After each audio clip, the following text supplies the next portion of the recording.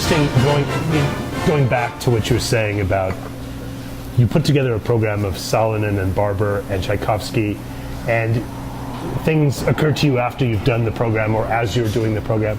Do you get that from your audience? I mean, do they find connections that surprise you or excite you? I hope so. And we have those great opportunities to meet sometimes after performances where we meet in the lobby and they ask questions and we have this little chat like we have now with 200 people, you know. Mm-hmm. And it always stuns me that I would never leave those sessions without having learned something from them, you know. And this is also the idea, is that you create a platform where everybody can bring and experience different connections there, and thankfully share it with you, you know. So even within the orchestra, many different feelings can be associated to those different pieces, and it's this fascinating when they come up with something you haven't even imagined, you know.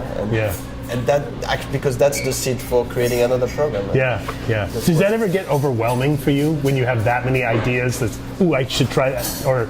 Oh, it's frustrating. I tell you, I have a book at home where I have about 20,000 programs made already, and to narrow it down to 12 a year is crazy. I mean, where are the priorities and what do you want to do? 20,000? Oh, I don't know. I'm just making the number. But, well, you know, we have to fact check here. But you know what?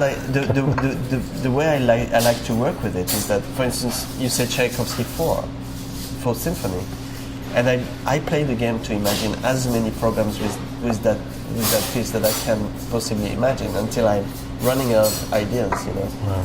And sometimes it's funny because I would create a program that I love, and then I slip over it, and it's a completely different one that I created that is more appealing to me afterwards. But I do like to focus on one piece of music. So, for instance, it's a great exercise that even, you know, anybody in our audience could do. It's really fun. You know, you think of, you know, Sherazade, Rimsky-Korsakov. It's a piece we all know, we all love. What is a good pairing with that piece? You know, it's fascinating because then you start experiencing the obvious connections, you know. But then you have a second level where you start building programs with more subtle connections, and then you build programs that are completely disconnected with them.